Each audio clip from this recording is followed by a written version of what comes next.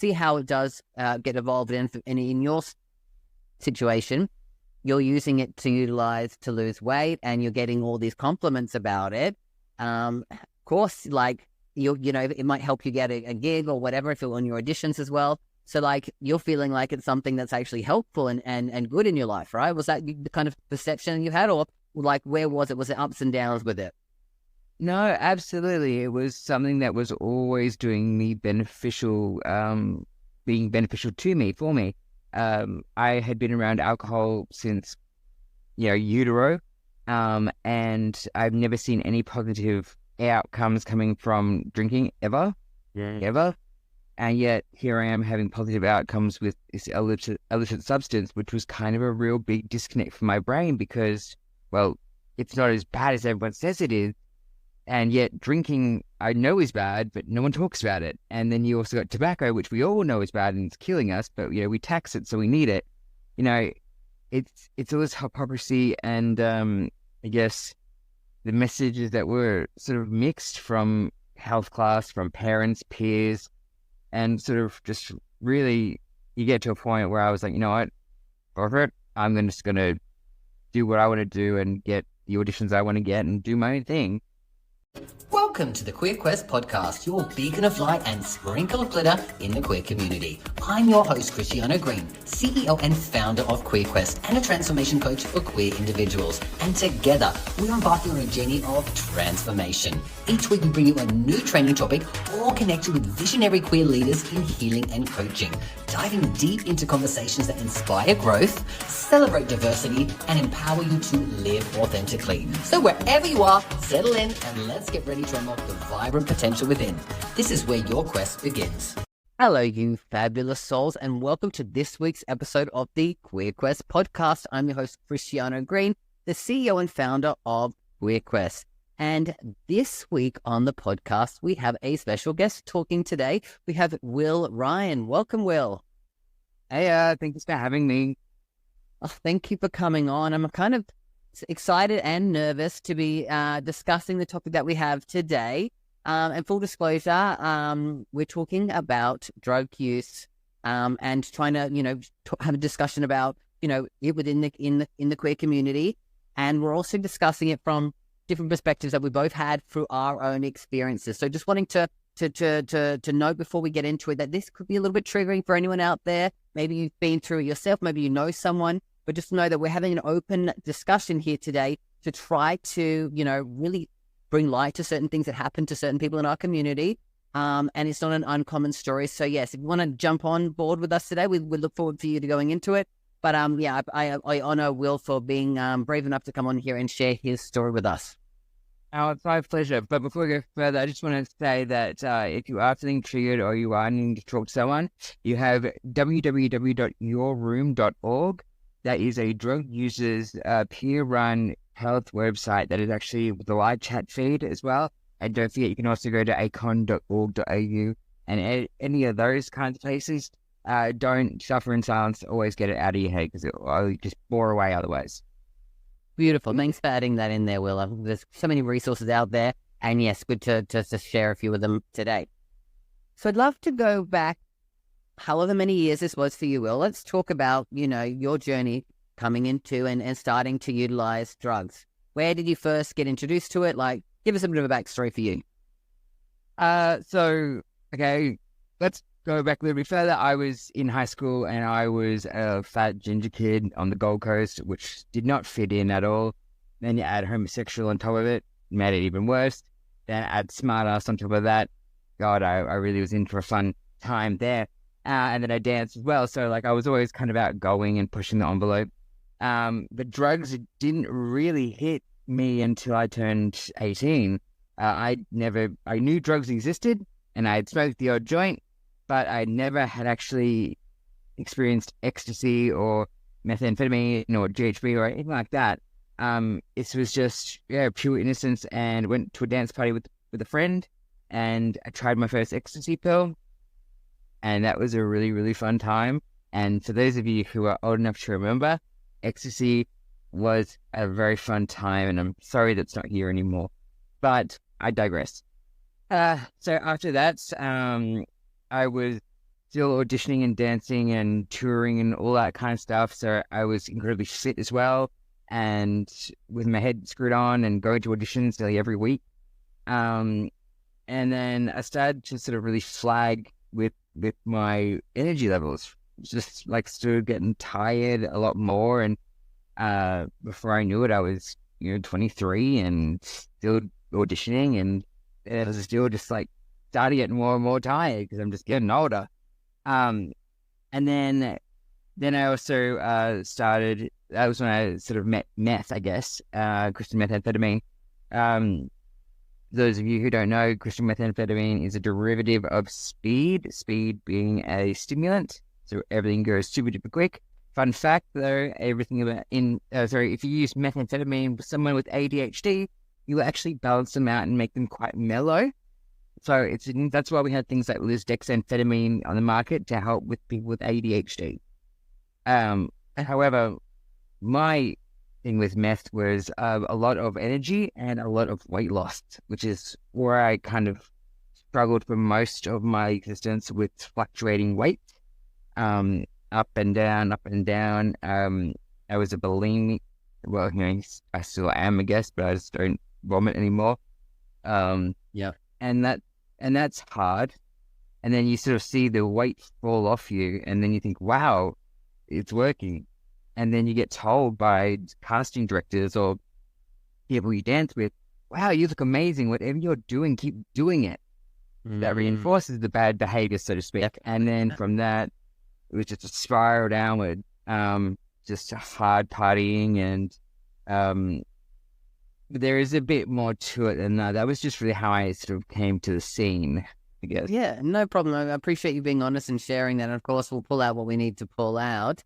And so you started, which a lot of people can probably relate to. You went to a party, especially being in the queer community, because it's a lot more accessible in our community. It's something that so many of us use. If you go out partying, you will know someone who's using, or you'll plenty of people out there. So it's not an uncommon thing, and that's kind of how it started for me when I first started. Was I started going out and I would only drink, and then I would be around friends who would take it, and I'd be like, I'd get curious about it, and I said yes. And then from that point on, it was like, yeah, I'll try this. And then, oh, yeah, I'll try that. And then you're doing it every single weekend. And then it becomes a multiple times a week kind of thing because you're going out more or whatever happens, with friends and all that stuff. So I can see how it does get evolved in your situation.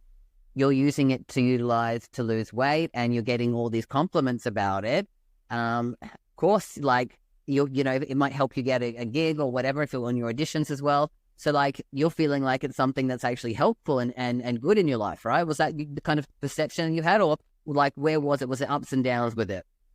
No, absolutely. It was something that was always doing me beneficial, being beneficial to me, for me. I had been around alcohol since, utero, and I've never seen any positive outcomes coming from drinking ever. And yet here I am having positive outcomes with this illicit substance, which was kind of a real big disconnect for my brain because, well, it's not as bad as everyone says it is. And yet drinking, I know is bad, but no one talks about it. And then you also got tobacco, which we all know is bad and it's killing us, but, we tax it, so we need it. It's all this hypocrisy, and I guess the messages that were sort of mixed from health class, from parents, peers, and sort of just really, you get to a point where I was like, you know what, over it, I'm just going to do what I want to do and get the auditions I want to get and do my own thing. And then it was good for a while.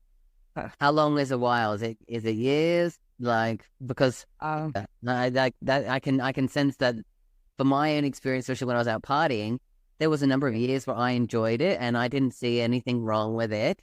But then as you get older, things change, your life changes, and situations change. So, like, how long did it take for things to start changing for you?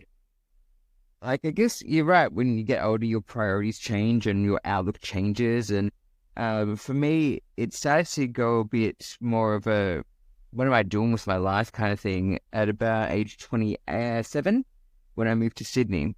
So I actually left the Gold Coast where I was living with my family and came to Sydney. I had no money. I was staying in my car. I had absolutely nothing, but I was in a new place. And I thought, you know what, let's just make a good go of it. And then it didn't take me long to find some. And then it didn't take long to find the men that came with it, and the parties and the fun times, and then also the not so fun times, which, get into a bit later. But it took a while. I was expecting my life as per media to unravel within 2 years of having drugs, but it didn't. I maintained 3 jobs at one point, and as well as doing working and doing drag and dancing and all these other things I had a relationship as well in there. So I was maintaining everything and keeping many balls in the air. Very functioning kind of drug user, right? I'm not necessarily going to call you an addict, because you'll define that for yourself if you saw yourself as that, but a drug user, you were very much functioning, right? Absolutely. And I think with that, there is a part of that is almost, and I don't want to say this because it might, if it upsets people, that's fine. Just because you're offended doesn't make you right, just makes you offended. But being a high functioning quote unquote drug addict or drug user or whatever you want to call, it's almost an illusion that you don't have, you're not behind the wheel. You're a passenger. You think you're behind the wheel, but you're actually not.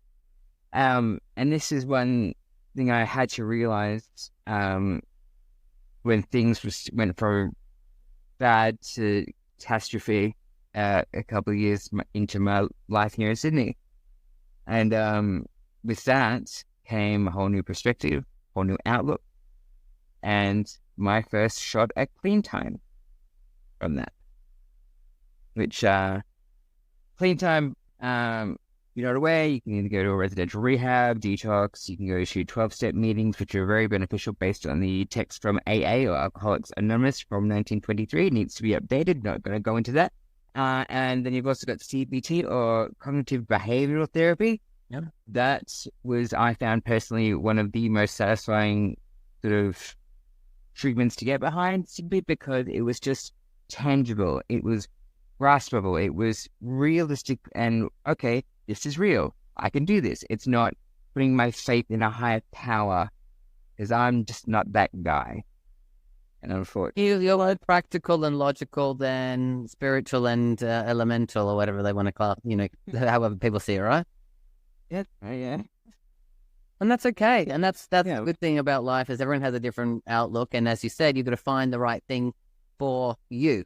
There is more than one way to help someone who's struggling with addictions or substance abuse or whatever, people class it as, or for themselves. It's so different for each individual. And so was it always meth? Is that the kind of the one that you would say has always been the one that you struggled with? Or is it like a combination of different things? Yeah, I'm what they call a polydrug user. That is more than one substance at one time. In particular, I'm sure it won't be a surprise for anyone listening that as a gay man, it would be meth and GHB. I was assuming those ones, but I didn't want to say it myself. No, it's fine. And the thing is, it's a very interesting thing in my relationship with GHB. That overtakes more than meth in my mind. I would prefer to have GHB than meth, which is a bit of a, old and controversial thing to say a year ago. Because that was always my one. I never really. Oh my God! I never really liked meth. There was never something that I personally I've definitely tried all things, and I've done it multiple times. But it was never one that I felt like it didn't do it for me. But I loved the feeling of it when I was when I was in those places and states at that time, for sure. Yeah, it was, because again, being so overly critical of myself and being in industries where people are overly critical of me, where you might not get your job from the audition because you don't know, they don't tell you, you're either too short, you're too tall, you're too white, there's always something that they don't tell you. So that's really dangerous for someone who is not exactly the highest self-esteem or self-image, and then put something in their hand that makes them not only forget about that, but makes them feel good about themselves. Invincible in some states, right? Yeah. I felt attractive. For the first time in my life, I actually felt like I was attractive and people were looking at me and it was nice to be looked at. And that's really sad that I needed a drug to do that. I should be able to do that for myself because I don't believe I'm that bad looking. My attitude sucks, but other than that, like, I know I'm a good person. You can always work on your attitude too, so you can shift that if you want to. Well, this is what I'm doing here, my friend. But, you know, and my two brothers, just for a bit of context, were Adonises. They were everything that men were meant to be. Women wanted them, boys wanted to be them, and I was the Danny Minogue in that situation. I was there, but no one really noticed. I was the fat ginger kid. Yeah. And then all of a sudden I'm being noticed and being invited to parties, and I wanted to keep that confidence going. But with all masks, eventually it starts to slip. You take a little too much, G, or you push yourself in a situation where you're not in control, or worse, you put yourself in a situation where an ambulance is called. Now, I am lucky that I've not needed that. I just knocked on wood, everybody. I've been to hospital 6 times from overdosing on gay. Yeah. So I know this. I know how bad it can get, and I also know that you can go to hospital and leave and get right back out there because you're in this. I don't know. You get caught up in the world of that life that it can be. Yeah. So I've been there, and I had to go through it so many times to learn my lesson. So no judgment here. Oh, yeah, but that's actually something I could learn from you because I have seen it because I've worked in the clinical setting of drug use. So I worked at the safe injection rooms at King's Cross. I worked with NUA, a fantastic New South Wales Youth of the AIDS Association, which is the needle swap programs around the state. So I worked with drug use organizations. So I've seen all these things happen, but I've not experienced them. I've not experienced going to hospital from drug usage. My partner had, and I was with him and advocating for him, but I had never been in that situation. So I just thank you for sharing. That's really that's actually kind of floored me, actually. I know people don't suspect that people have a past, right? And I have a very I don't know, glorious and horrifying past. However you want to, whatever side of the story you want to look at, But the same side of the coin. It's just, one person's one person's pornographer is another person's spiritual leader. It's context. It's what we see. However, again, thank you for sharing. That's really just made me feel very, very relaxed. Going to hospital, and yes, absolutely, you can survive those situations. They may be traumatic. They may be full of stigmatization and discrimination, and you will just have to wear it, unfortunately. But then, it doesn't always have to be that way, and it doesn't always have to be that way. And I think the reason why it happens so many times is because of there wasn't a shame around it. I knew so many people on the scene at the time who had been to hospital for overdosing. It didn't seem like a big deal. It was like a whoopsie, you've done too much, take care of yourself next time. And then, unfortunately, it didn't learn the lesson the first time. But I never got someone going, "You're an idiot, what are you doing?" It was all like, "Oh, babe, how you doing? Come on, let's go out, let's forget about it, let's have some fun. It's a man, come on, I forget." Exactly. It was just always everyone taking care of each other, because I think people came from a place of it's not that bad, it's not that big of a deal, so yeah. But I think that's indicative of our generation. Unfortunately, well, not unfortunately, it's just a different state of affairs. The generation coming up now despite having more education available to them at their fingertips, aren't as educated about drugs as we are.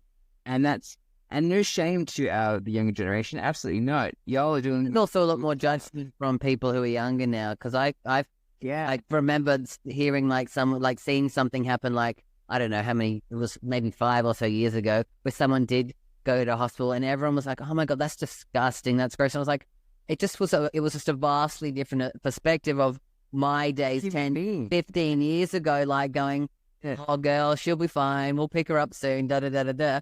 It was just a very different perspective. And like I said, no right or wrong as to how people see it, but it's, I think, generational of like how people are brought up to see things and what what is that, you know? I gotta disagree with you on that. Like, there is definitely a right and wrong. Whether you agree with that person's decisions to party or whatever is beside the point. On that gurney being taken to the hospital is a person who is 100%, and this is true, a human who makes mistakes and does things different, does things wrong, doesn't make them bad, but judging them puts that stigma out there and makes it okay in your mind to validate that stigma because, well, you're the one still standing at the bar and good for you. And you know what? Fine. If that's what makes you happy, that's fine. However, when someone really close to you ends up dropping, are you going to know what to do? Are you going to be sure that they're going to be all right? And would you be there? And I would hope that any of those questions out there would make you stop and think, oh, well, maybe, yeah, I should, you know. And it doesn't take much to be a good human. Overdose deaths are 100% preventable. It's so easy to keep someone alive. Believe me, very easy to keep someone alive. But to keep them down, and not even keep them down, but when they're conscious, you keep them under. That's cruel. And I know life's not fair and all that, bear me. Life is cruel with that mindset mentality. Life is not about me. It is about we, us. And whether we like it or not, comrades in the LGBTQIA plus community, we are all each other's brothers, sisters, in-betweeners, and overbearers. So we need to actually sort of come back together and bring some community back and some unity into it. Because right now, the us and them, it's been done, and we didn't do it very well, and it's just not nice. And frankly, the world has been shit enough to us and our community for so long. Let's not give them a hand. Let's change that. I hear you, and I understand completely where you're coming from. I do agree. I also think that, you know, it comes down to education and being able to give people the right information about. You can't look at someone and know where they've been, how they walked, their journey, and through someone's, you know, bad moment right now, it shouldn't be like the way that you see them. But unfortunately, the way that the world works is often, you know, first impressions count sometimes. But regardless of that, what I'm trying to get at is that the importance of education is important. Like, you know, it's not about the person isn't the problem. It's sometimes, you know, you've got to look at it as on a broader situation in a sense of it isn't, you can't blame the person. Talk about the crime, you know? The crime is there. Circumstance. Yeah. I think absolutely you've hit it smack bang on the head. And I'll tell you this, education is definitely a big part of it. When I came out to my parents that I am a crystal meth addict, my mum was overjoyed because she was so worried I was actually addicted to ice. But to be addicted to crystal meth, thank God. Then I had to break it to her that they are the same thing. So there is no education. What is out there is currently just hate and smear campaigns that are used to scare people and not actually educate them. Now, also, another apropos of nothing, when I was working at the safe injection rooms and I was working with a lot of the vulnerable people out there in King's Cross and some of the most amazing, brilliant people, unfortunately, have been given the rawest deal in life and find their way in our service. And I'm so glad they do. And anybody listening who is at the M6 service, the King's Cross, much love to you all. So those people who are so vulnerable and so looked through and looked down on because society is uneducated about how this has happened to them. We assume that they're homeless or whatever because they've done something wrong. And sometimes that's not the case. couple of the clients we had, they were homeless due to DV or domestic violence. Some ran away. So there's all these other got kicked out from their families who didn't accept who they are as queer people. boom, boom. That's a huge, big problem in our community as well, right? So yeah, definitely hear what you're saying. I think it just tends to be a bit more open-mindedness when we come to seeing someone who is partied maybe a little too hard, or is maybe just having a bit too much of a festive time and you don't quite understand it. And that's cool. You don't have to understand it. If you're out with your mates, be out with your mates. Don't look down your nose at everyone else. And you know what?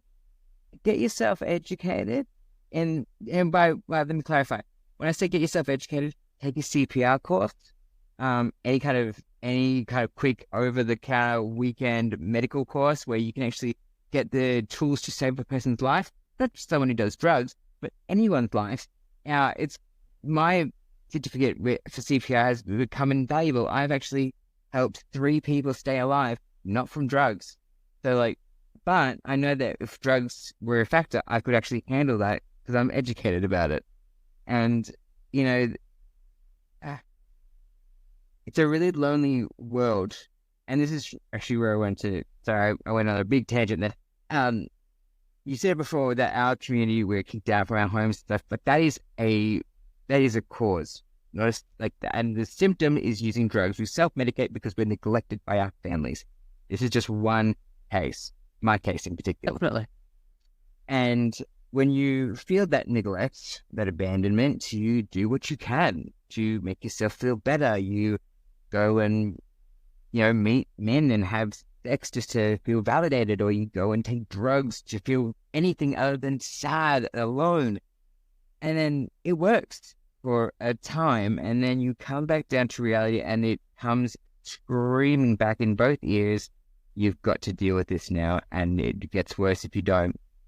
And the thing is, we spend so long trying to treat the symptom but not treat the cause. Fixing a hemorrhage with a haircut, it's not working that way. We need to take a holistic view and again realize that the people in front of us that are using drugs, who are your friends or your family or whatever, are people. And only one of you in that situation is judging the other one. Just putting it out there. Yeah, and I hear you there, and that's a good place for us to have a ponder. We're going to take a quick break, but we'll be right back and continuing this story in just a moment. In a world where every journey is unique, one path shines brightly for the queer community. Introducing QueerQuest, the first of its kind personal development platform designed exclusively for us, by us. At QueerQuest, we understand the multifaceted journey of queer identity. That's why we've created a space where you can explore, learn, and grow with the guidance of queer experts from around the globe. Whether you're seeking to enhance your physical, mental, emotional, or spiritual well-being, QueerQuest is your gateway to transformation. Imagine embarking on quests tailored to your journey of self-discovery, finding community, and unlocking your queer excellence. QueerQuest offers online courses, coaching programs, and soon workshops, seminars, retreats, and festivals, all designed to empower you to live your best life. Ready to start your adventure? Join us at www.queerquest.vip to become part of a movement towards personal and collective greatness. Sign up today to join the waitlist and be the first to know when we launch. QueerQuest, where your journey of self-discovery and transformation begins.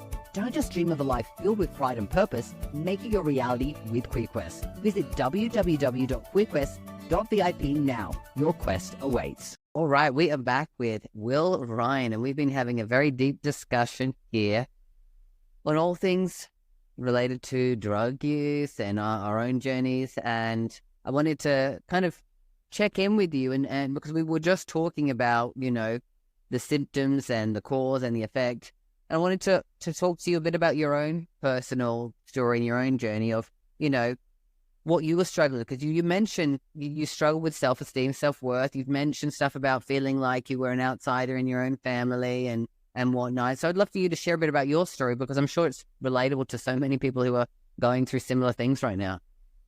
I wish it was more relatable, because I'm going to tell you right now, it's not going to be 100%. So back in 2002, my 2 brothers were in the Bali bombing, which was Yeah. So when we actually found them alive, it was about getting them back into the country and getting them away from all of that harm, and then treating the trauma when they were here. So at the age of 15, I was dealing with the fact that my two brothers were in this huge international event catastrophe, and then getting them home and then caring for them, which meant changing their wounds, like wound care and stuff, and dealing with their night terrors and all of that stuff, as well as doing my year 10 exams and just trying to be a normal person. Yeah. But what that did is it actually cemented their bond closer and made my parents, I guess, favor them a bit more, which is understandable. Like, I get it. And I don't have any ill will towards my parents about that. I mean, I can get it. However, I'm just an afterthought with that because, I was just doing my thing. And so as those two bond got closer and got closer to mum and dad, I became even further in the shadow. And that's whatever. And that hurt.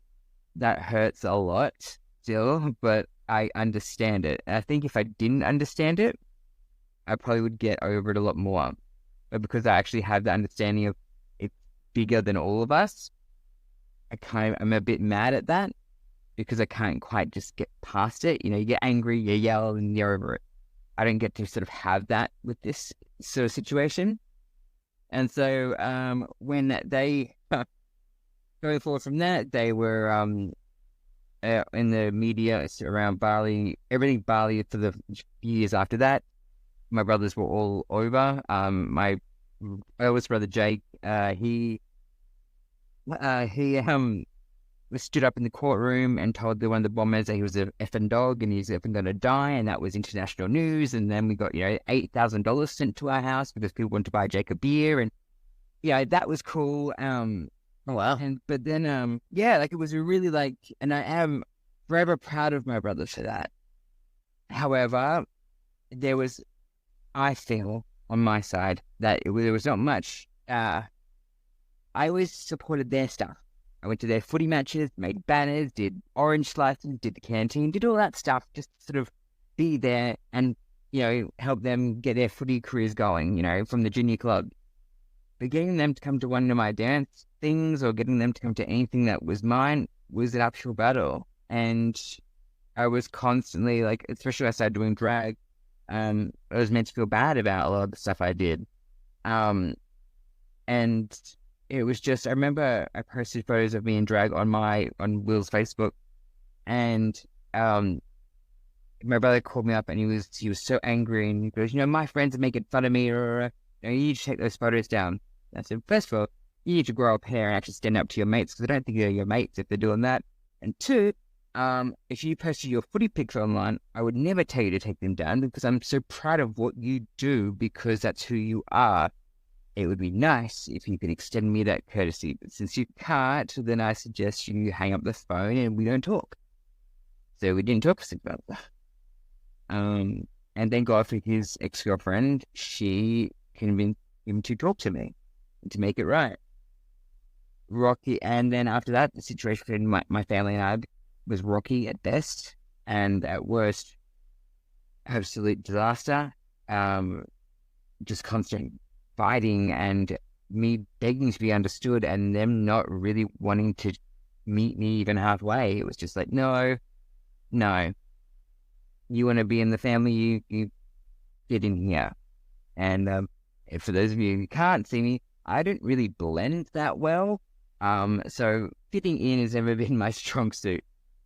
So that made it harder.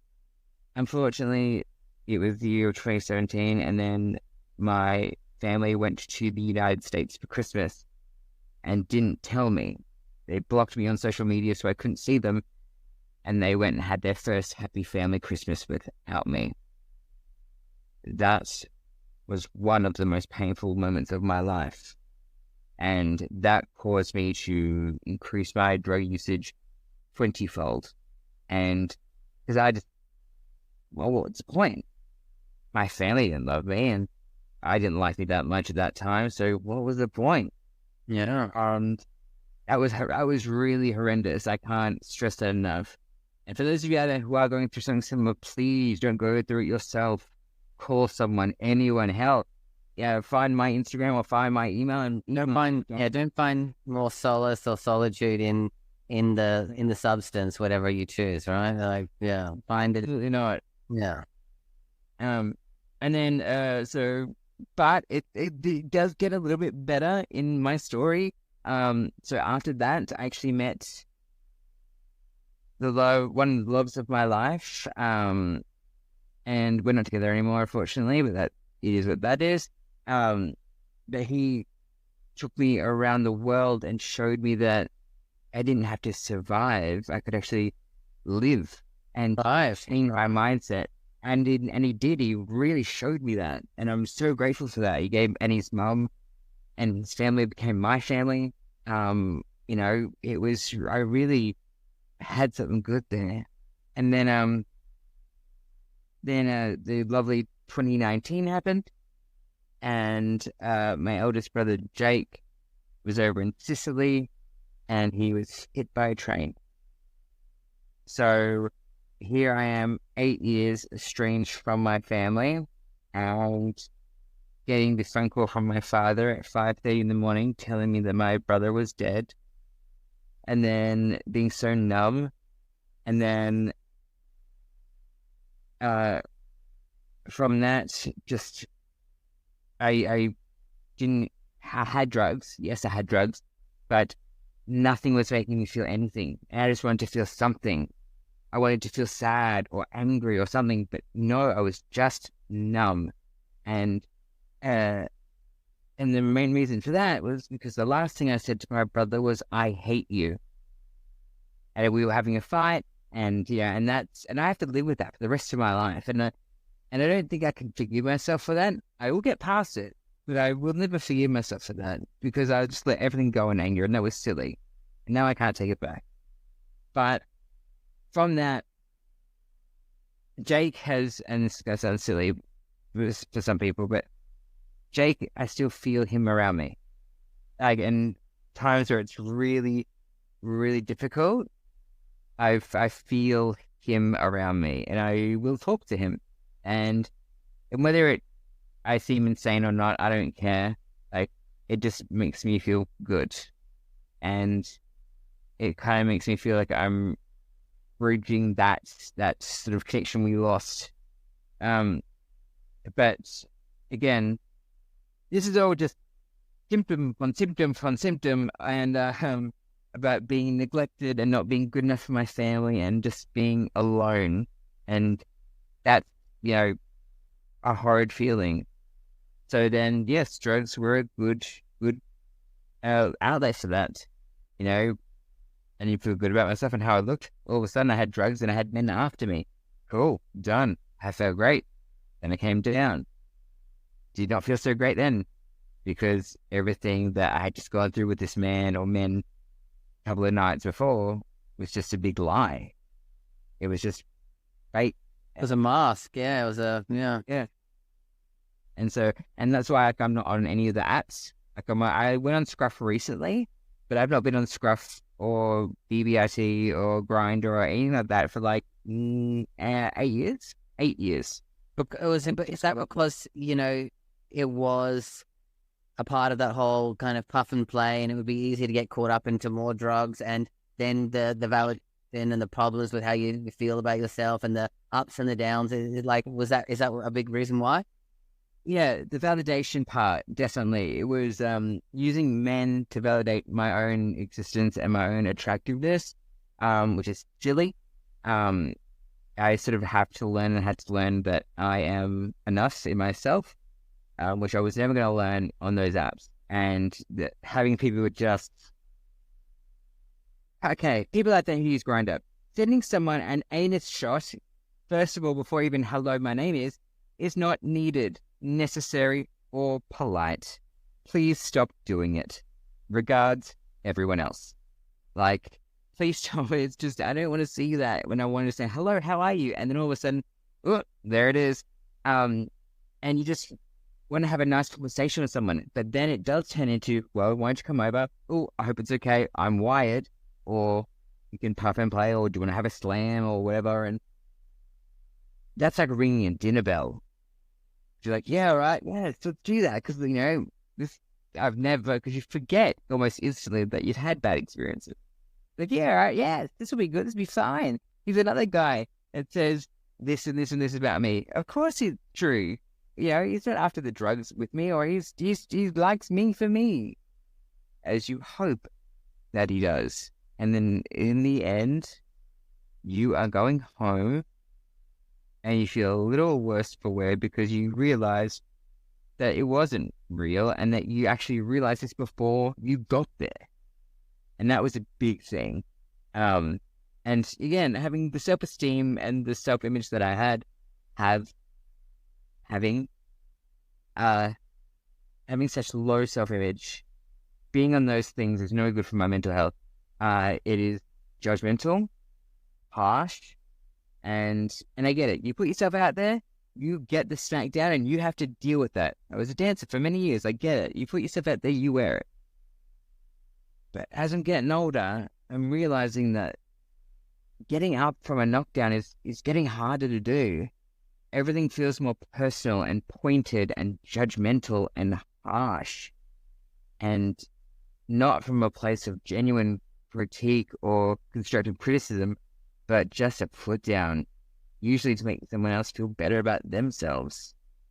And I just want anybody out there that's struggling with that, really, really, really, I know it feels lonely. Believe me, I know it feels really lonely. But when you actually can sit in a room by yourself and be with yourself and sit there comfortably, wherever you belong, but just comfortably, you will realize that you've learned something about yourself. And until you do that, those apps, websites, whatever, can be a real minefield for your self-esteem and self-worth and mental health. Just have a think about that. Oh, I think so many people will probably go through that in our community, because it really is a mind fuck, And some. So, Will, talk to us about how you would say, your struggles with drug use, substance abuse have impacted your life. Struggles with your living situations, with relationships, with jobs. Like, what's the impact been for you? Okay, so I want to say that I'm not for abstinence personally. That is just my ideological outlook. For me, abstinence does not work. But control and measured and thoughtful usage is where I am at. Because I don't drink, I don't smoke cigarettes, I don't gamble. I have a vice. So sue me.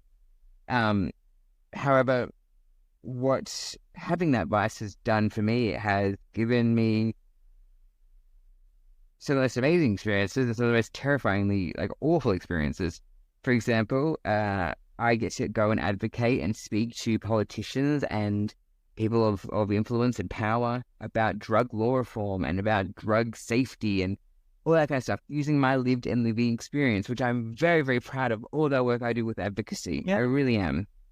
However, on the flip side of that, you have moments like when I went to hospital with COVID and kidney stones, and I was refused pain medicine because I have a drug history on my file. Now, as I banged on the wall, because I could hear them through the walls, and I'm screaming, and anybody who's had kidney stones out there will tell you, it is the worst pain you've ever experienced.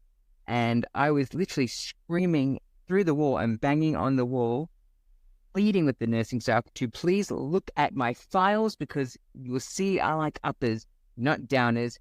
Please make the pain stop.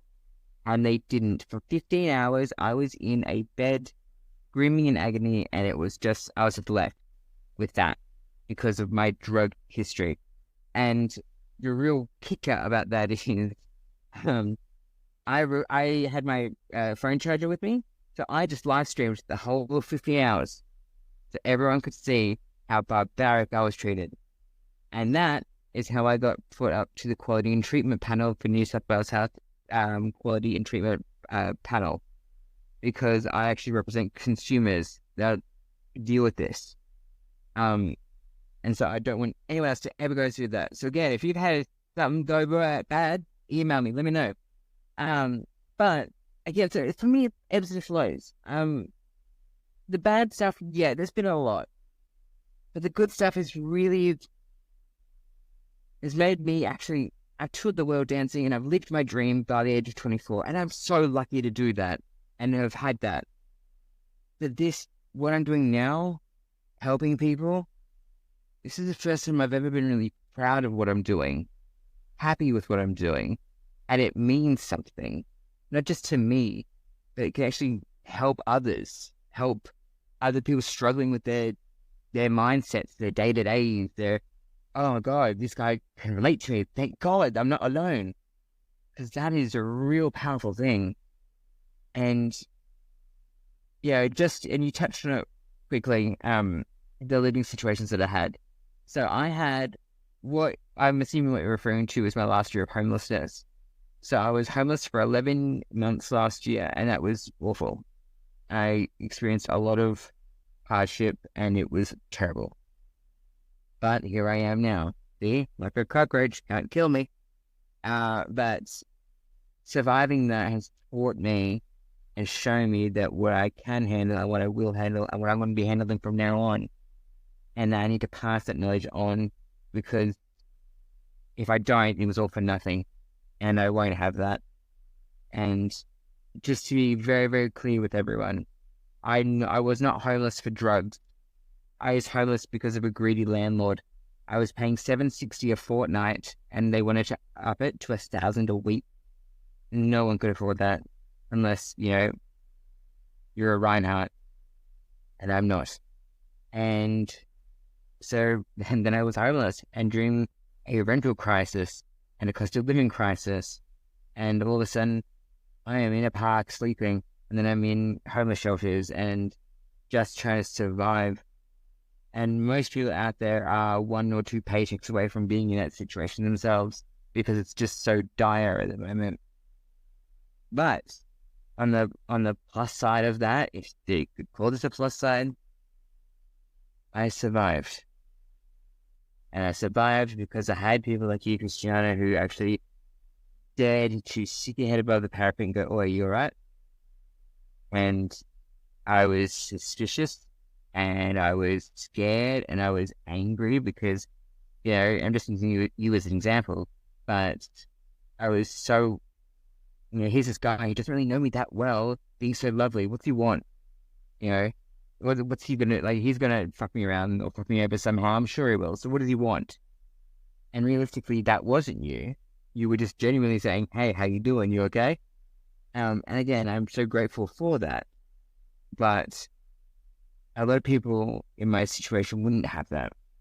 And people think they've got a chip on their shoulder, but you would too when you go through such a dehumanizing thing such as losing your home, and then services that are there aren't very helpful. In fact, they're more of a hindrance. And the thing is, you go into a place like DCJ or the Department of Corrections and Housing and Justice, and you put someone who is in a drug-induced psychosis next to someone who's in a crisis response, you won't be able to tell the difference between the two of them. They both present the same way: anxious, jittery, eyes as big as the sun, constantly looking around, chewing on their fingernails like they're Twinkies. Like, those are the same things, two very different diagnoses. And the thing is, we all just say, "Oh, obviously he's on drugs." Now, I went to GCJ when I was actually completely sober and very panicked out of a traumatic incident that I just lived through. And I was instantly labeled someone who was intoxicated and therefore wasn't worthy of help, when I actually was not intoxicated at all. And in fact, I was just about to opt out of living, and I was not present in my own body. I was just going through motions. And that, thank God, I had someone call me and snap me out of that, because going into a place like DCJ at that point in time is so dehumanizing and soul destroying. that to go and ask them for help after you've already been tarred with this brush that isn't remotely accurate, why would you go back? It's not good for you. And it wasn't good for me. And I guarantee you, it nearly killed me. And this is one of the things I'm actually working on right now. I wish to change that. And I am going to change that. And you'll see. I'm working real hard on it. I believe in it. I believe in you. So yeah, keep going with that, Will. Thanks.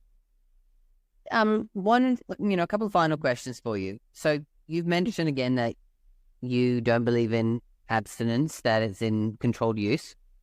In your life right now, how often would you say that you continue to use? Is it a rarity? Is it a once a month, once a fortnight?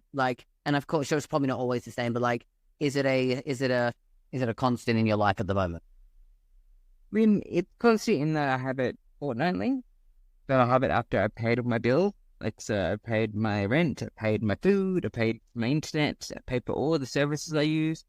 And then what's left over is mine. It's my party stuff.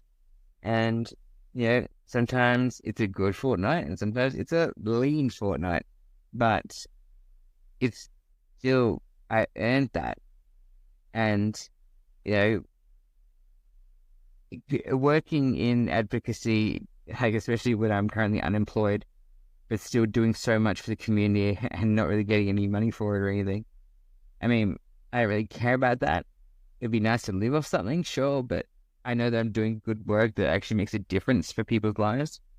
But the party aspect of it and the frequency is definitely a lot less than what it was when I first started. You said it before, actually, you go on the weekend, and then all of a sudden, the weekend isn't Friday to Sunday. The weekend starts becoming Thursday to Monday. And then, then it blows out. And that's when I sort of realized, all right, let's get some clean time up because no one thinks I can do it. And I'm starting to think I can't do it. So then I did it. 90 days. What a boring thing that was for me. Because I was expecting that to make me happy. That was the silver bullet for all my problems. I get clean, I then get my family back, and I get happy. That was the plan. That is not what happened. I got clean, I got miserable, and no one was proud of me, no one came back to me, and no one cared. So, other than doing it for myself, which I'll be honest, I didn't want to really, why did I do it? Well, to show myself that I could, to show everyone else that I could, and just to feel a bit spiteful that way. But it was very just, I don't need anyone else doubting me. I doubt myself enough, and my family doubt me enough for everyone. So I just wanted to show everyone that I could do it. But without actually treating the symptom of why I was using drugs, which was family abandonment, neglect, trauma, without actually addressing any of that, it was all for nothing. I wasn't happy. And so that's when I started to actually look at my usage in a more pragmatic and holistic way. And that's why I would use more in certain weeks than others. In particular, and just use this as an example, October, the second week of October, from October 12th to October 14th, is the worst week for me. I hate it so much. It's my brother's death anniversary, the Bali bombing anniversary, and my sexual assault anniversary in 3 days in a row. And so it's a rough couple of days. So my usage skyrockets simply because I have night terrors and I don't want to have them. It's too much. You want to avoid the thoughts and the stuff that's going through that around those dates, yeah. So stay awake, which is not great, but it works for a few days. Then you sleep and then it, sort of back down to normal, which is fine. But when you are talking about abstinence or controlled usage or whatever it may be, and it's important that everyone out there realizes this, that it is your choice and it is your journey and you are the one who's in control. If you are doing it for someone else or because you believe you should, those are two different things. If, and I mean, and Christiana, you and I have very different views on this subject, and I know we do, but it doesn't make either one of our sides less valid. And that's important to know. And I think one thing that we can both agree on, that no matter what side of the coin we're on, we can both agree that we don't want to see anyone in our community be harmed any more than they need to be. And this is one of those conversations where we have to sort of have that uncomfortable sitting down, talk about it, because not talking about it is where we're at now. And where we're at now, it's not a good place to be. We need to start actually looking at ourselves, why we use drugs, and actually reevaluate our relationship with drugs. And more importantly, we actually have to respect drugs. Drugs are a very important part of our society, have been for thousands of years. I would hate to think of anyone getting a dental surgery or a back surgery without anesthetic. That would suck. And, not to mention spiritual healings and trauma-assisted therapies like ayahuasca and the now MDMA treatments that are coming through Melbourne. World first, I might add. Melbourne leading the way. Well done. Those things are incredibly important and incredibly amazing. And a lot of them come from our own planet. That's incredible. So using drugs in a positive way is fundamental part of society. We've had it for thousands of years. Saying no to drugs, or just saying, you don't want any overdoses, don't do drugs, is not helpful to no one, and it's counterproductive. Like, I have constantly a little Narcan or naloxone pen. Naloxone is a treatment that you put one spray up the nose and it brings someone back from a heroin overdose instantly. It's amazing to watch. And it takes no time. And once you do it, you call an ambulance and they're good to go. But it's little things like that where we can look after each other. Now, I've never done heroin. Well, not for me. Don't want it. Doesn't mean that I can't help someone who's having a real hard time to not die. And put my own feelings towards heroin, which are not nice, putting my own feelings aside about that and actually doing what's right, because the person in front of me who's unconscious is a person. They have a family, they have friends, and they have people who love them, and they deserve to be back with them. So that was my little rant. Sorry about that, everyone.